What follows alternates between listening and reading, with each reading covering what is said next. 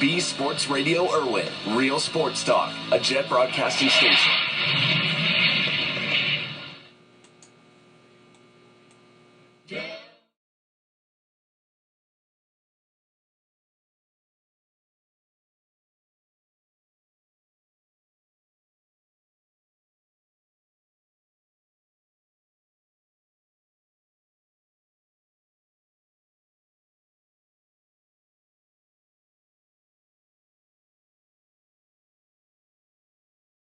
Yes, this is Tri-Cities Sports Now.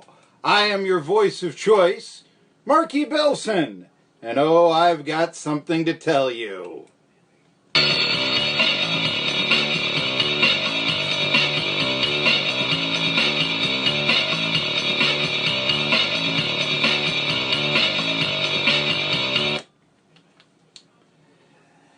Yes, I am your voice of choice for a new generation of Tri-Cities sports fans, and this is Tri-Cities Sports Now on 1420 WEMB Sports Radio, or you may be listening in on www.jetbroadcasting.live, and there's always the chance you're watching this live or on archive on our 1420 WEMB Sports Radio Facebook page, the most liked and now followed by more than 1,600 persons on Facebook, most liked Facebook page of any sports talk radio station in the Tri-Cities.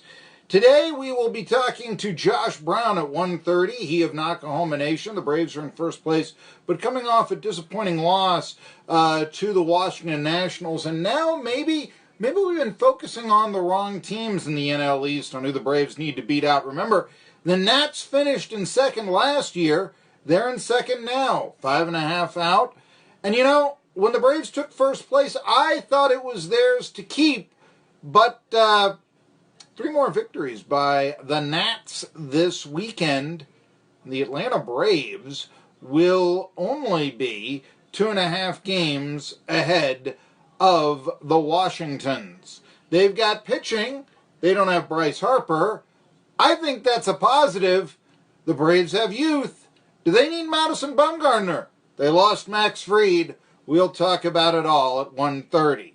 But from Bleacher Report comes a story that has a lot of people in East Tennessee buzzing and buzzing and buzzing about.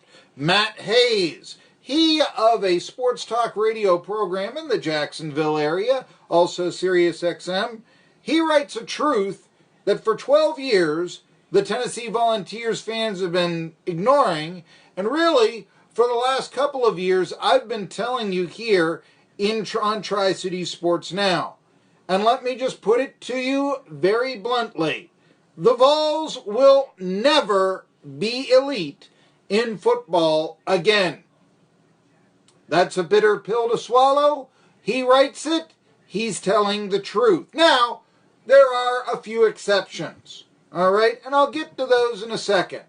Yes, the Vols can be elite again, but not on the current path that they're going. I think they'll be improved this year. At least one loss was, hey, 10 starters coming back on offense, 7 on defense. Ty Chandler, I think, is a pretty good running back.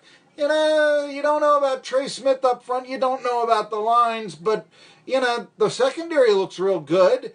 And so a winning record, a 6-6 at least after 2 straight losing seasons.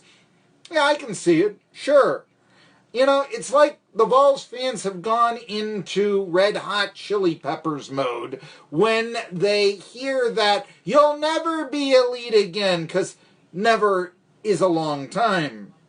But again, Hayes is right, and while the Vols will have winning records in their future, maybe even this season, they won't regain their glory days of the 1990s. And I say that because Hayes, he points to the fact, and this really went over my head when Jeremy Pruitt, and I think because he was long and rambling. Pruitt is not necessarily the most articulate guy in the world. We know this. And so for not the most articulate guy in the world to start touting the GPA and the grad rate at Tennessee, interesting. Remember, this is the program whose fans made every excuse in the world when in the late 90s they won the national championship, but, oh yeah, there was an 8% graduation rate around that time, too. You know, the fans, they want 8 victories. They don't really care about a 4.0 GPA. Sad to say, maybe that's not the way it is at Yale. It's the way it is at Tennessee. Hayes points to the Vols coaching turnover situation, not so much because the program hasn't found the right one, but rather because it seemed when they last went out to get one, nobody wanted the job. The reason? Well, the Volunteers have a wonderful history. They continue to try to live in the past instead of see the wave of the future. And who can blame them? After all, the Vols' past is pretty good. Hey, in my lifetime, they've won the national championship. Well, so is BYU.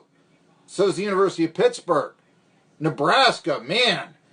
Oh, early 80s, mid 90s. Why? I mean, what a wrecking crew they were. Now, is Tennessee in that boat? Advantages Tennessee once had, namely facilities and money, are no longer as prevalent as they once were. Remember, I say they weren't as prevalent. Okay, prevalent, if you prefer that pronunciation, tomato, tomato. Everybody's got an indoor practice facility now. Everybody. I look at things. I once did a study, and I think that the Vols have about 35 to 45,000 square feet more in their weight room than Vanderbilt. Last I saw, and I compare Vanderbilt because that's, you know, the team that everybody thinks is the, you know, whipping boy. Until, well, they defeated Tennessee 5 out of 7 years, and now maybe Tennessee is the whipping boy. I don't know. But they're not elite. 2 straight losing seasons mean you're not elite. It means you're not very good. And here's what I do know.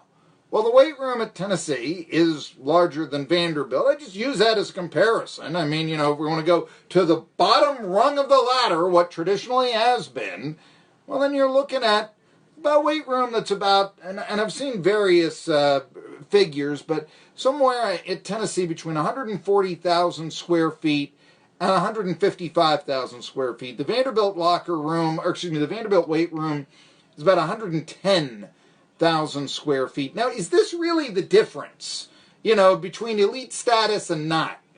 You know, 30-odd thousand feet in your weight room. Think about that for a little bit. You know, I mean, the walk-ons have to wait to lift at Vandy. That might not be so bad. You know, I mean, think about it.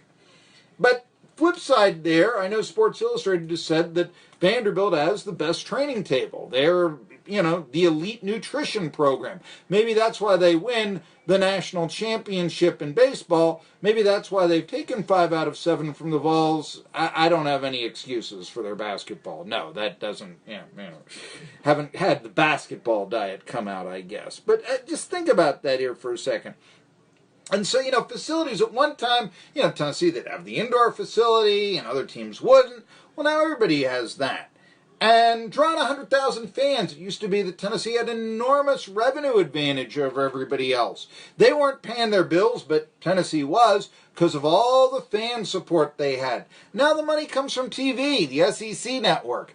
Gee, Ole Miss is the equal of Tennessee, and yeah, that nosebleed seats, if they can sell them, and they haven't lately, that's just the cherry on top, you know?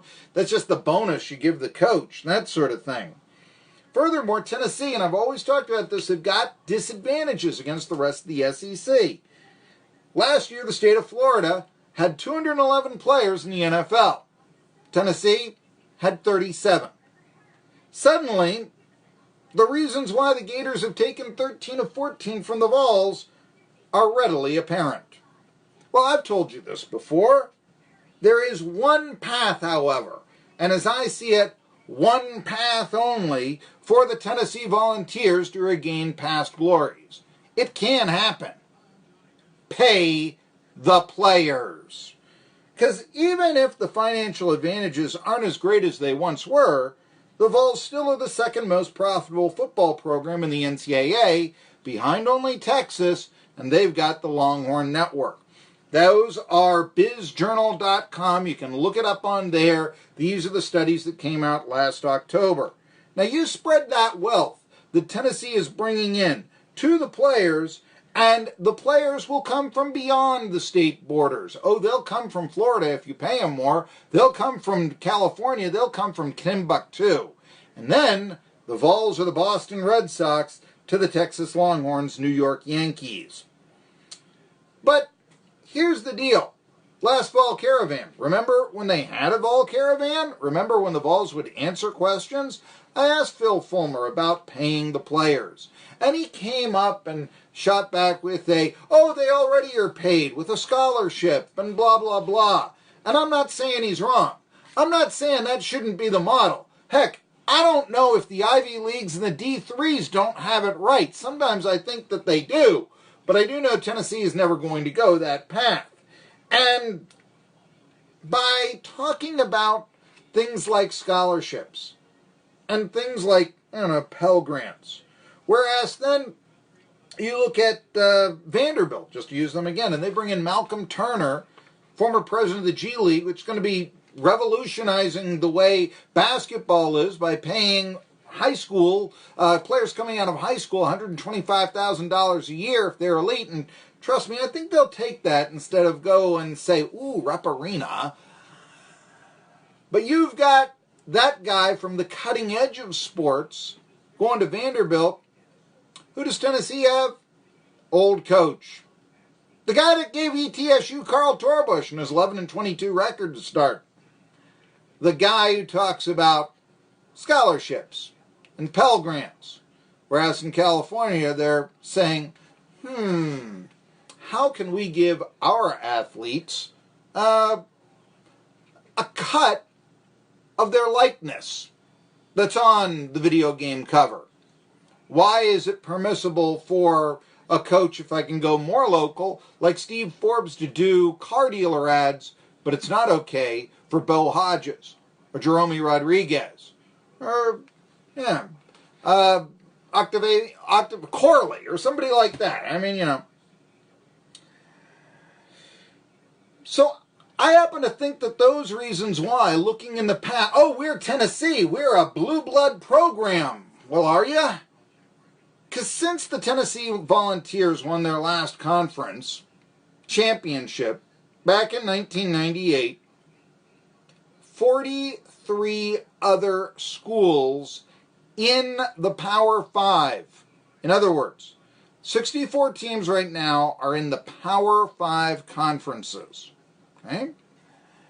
And of them, there are 63 programs other than Tennessee, and 43 of those have won a conference championship since the last time Tennessee has. That means the Volunteers are running on memories. That's why the Volunteers were 5-7 last year. That's why the Volunteers were 4-8 the year before. How can you justify elite status being just around the corner? How? I heard Wes Rucker. I read a story from him. He said, well, the history means that Tennessee will be back. Really? Tell that to fans of Army, or Duke, or Georgia Tech, or the Miami Hurricanes, or Ole Miss, or Nebraska, or the University of Pittsburgh, or any Ivy League school. Oh, they used to have dominant football programs. They used to have runs that maybe even exceeded what the Vols did in the 90s. And now, I could tell you, sure, Pitt won the ACC Coastal last year, and they lost to Clemson 42-10 in that game and finished 7-7. Yeah. Army's now nationally ranked. Well, are they elite? Hey, Duke has been good under David Cutcliffe. They haven't won the ACC. They're one of those 20 other schools along with Tennessee in the Power 5. So let's just face facts. Matt Hayes is right. And unless Tennessee finds a way to take advantage of their economic advantages, the only way that they're ever going to regain elite football status without taking advantage of those are if a 5-star recruit comes in and wins the Heisman Trophy and gives the Vols that oomph for a couple of years. Otherwise, it's